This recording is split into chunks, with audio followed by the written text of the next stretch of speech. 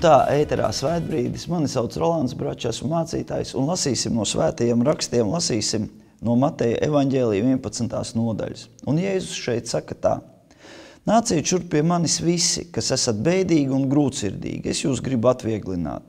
Ņemiet uz sevis manu jūgu, mācieties no manis, jo esmu lēnprātīgs un no sirds pazemīgs. Tad jūs atradīsiet atvieglojumu savām dvēselēm, jo mans jūgs ir patīkams un mana nasta viegla.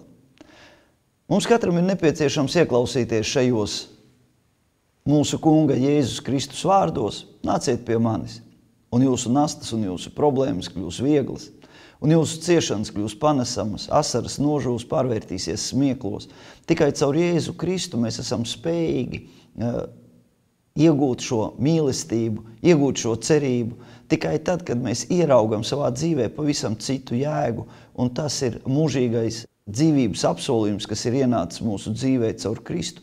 Neviena cita reliģija, neviens okultists, neviens burvis nevar piedāvāt to, ko piedāvā Kristus. Un Kristus piedāvā patiesībā mūžīgo dzīvību. Un mūžīgās dzīvības apziņa, saskaņa ar Dievu ir tā, kas mūs spēj spārnot, tā, kas palīdz pārvarēt visas dzīves nekdienas grūtumus. Un kā arī šeit Jēzus jau saka, jo mans jūgs ir patīkams un mana nasta viegla. Jēzus neuzliek mums papildus nastas, tieši otrādāk. Tad, kad mēs pasakam savu jā vārdu Jēzum, kad mēs pieņemam viņu par savu pestītāju, kad mēs sakam, jā, debesu Dievs, es ticu, ka tavs dēls ir 3. dienā augšām cēlies, lai mēs arī dzīvotu ar viņu kopā mūžīgi, tad mūsu dzīve kļūst savādāk. Tad ienāk vairāk prieka, tad ienāk vairāk laimes un tad ienāk vairāk cerības. Tāpēc arī šajā vakarā lūksim šo grēku nožēlas lūkšanu, lūksim šo izlīgšanas lūkšanu ar Dievu. Debesu Tēvs, es lūdzu piedošanu par visiem saviem grēkiem, apzinātiem un neapzinātiem. Es lūdzu, lai es kļūstu par tavu dēlu.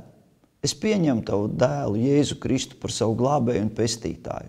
Un es ticu, ka viņš 3. dienā ir augšām cēlies, lai arī es dzīvotu mūžīgi. Es pateicos, ka no šī brīža visas manas nastas kļūst vieglas.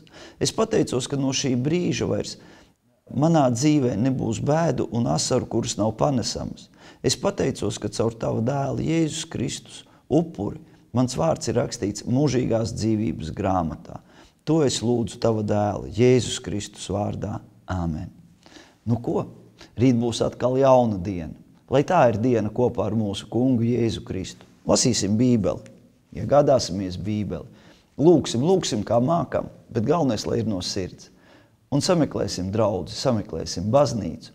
Atradīsim sev to vietu, kur mēs varam satikties ar Dievu, kur Dievs runā uz mums un atklāja mums mūsu likteņus. Lai Dievs mūs visus sveitī.